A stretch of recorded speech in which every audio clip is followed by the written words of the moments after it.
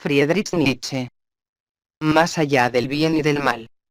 19. Los filósofos suelen hablar de la voluntad como si esta fuera la cosa más conocida del mundo. Y Schopenhauer dio a entender que la voluntad era la única cosa que nos era propiamente conocida, conocida del todo y por entero, conocida sin sustracción ni añadidura. Pero a mí continúa pareciéndome que, también en este caso, Schopenhauer no hizo más que lo que suelen hacer justo los filósofos. Tomó un prejuicio popular y lo exageró. A mí la abolición me parece ante todo algo complicado, algo que solo como palabra forma una unidad, y justo en la unidad verbal se esconde el prejuicio popular que se ha adueñado de la siempre exigua cautela de los filósofos. Seamos, pues, más cautos, seamos afilosóficos, digamos. En toda abolición hay, en primer término, una pluralidad de sentimientos, a saber, el sentimiento del estado de que nos alejamos, el sentimiento del estado a que tendemos, el sentimiento de esos mismos alejarse y tender, y, además, un sentimiento muscular concomitante que, por una especie de hábito, entra en juego tan pronto como realizamos una abolición, aunque no pongamos en movimiento brazos y piernas.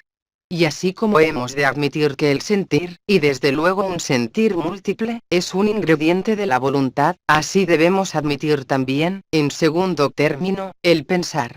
En todo acto de voluntad hay un pensamiento que manda. Y no se crea que es posible separar ese pensamiento de la abolición, como si entonces ya solo quedase voluntad. En tercer término, la voluntad no es solo un complejo de sentir y pensar, sino sobre todo, además, un afecto. Y, desde luego, el mencionado afecto del mando. Lo que se llama libertad de la voluntad es esencialmente el afecto de superioridad con respecto a quien tiene que obedecer.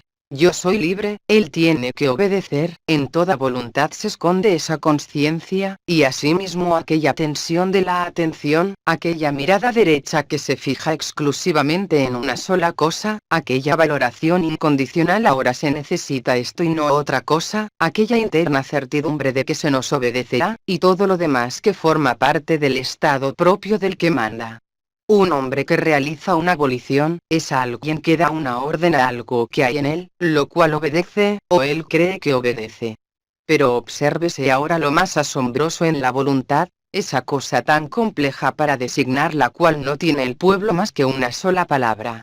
En la medida en que, en un caso dado, nosotros somos a la vez los que mandan y los que obedecen, y, además, conocemos, en cuanto somos los que obedecen, los sentimientos de coaccionar, urgir, oprimir, resistir, mover, los cuales suelen comenzar inmediatamente después del acto de la voluntad. En la medida en que, por otro lado, nosotros tenemos el hábito de pasar por alto, de olvidar engañosamente esa dualidad, gracias al concepto sintético yo, ocurre que de la abolición se ha enganchado, además, toda una cadena de conclusiones erróneas y, por lo tanto, de valoraciones falsas de la voluntad misma, de modo que el volente cree de buena fe que la abolición basta para la acción. Dado que en la mayoría de los casos hemos realizado una abolición únicamente cuando resultaba lícito aguardar también el efecto del mandato, es decir, la obediencia, es decir, la acción, ocurre que la apariencia se ha traducido en el sentimiento de que existe una necesidad del efecto.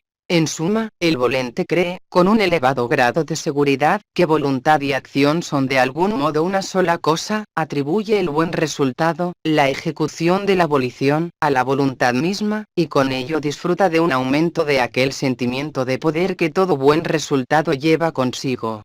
Libertad de la voluntad, esta es la expresión para designar aquel complejo estado placentero del volente, el cual manda y al mismo tiempo se identifica con el ejecutor, y disfruta también en cuanto tal el triunfo sobre las resistencias, pero dentro de sí mismo juzga que es su voluntad la que propiamente vence las resistencias. A su sentimiento placentero de ser el que manda añade así el volente los sentimientos placenteros de los instrumentos que ejecutan, que tienen éxito, de las serviciales subvoluntades o subalmas. Nuestro cuerpo, en efecto, no es más que una estructura social de muchas almas. El efecto soy yo. Ocurre aquí lo que ocurre en toda colectividad bien estructurada y feliz, a saber, que la clase gobernante se identifica con los éxitos de la colectividad. Toda abolición consiste sencillamente en mandar y obedecer, sobre la base, como hemos dicho, de una estructura social de muchas almas. Por ello un filósofo debería arrogarse el derecho de considerar la abolición en sí desde el ángulo de la moral. Entendida la moral, desde luego, como doctrina de las relaciones de dominio en que surge el fenómeno vida.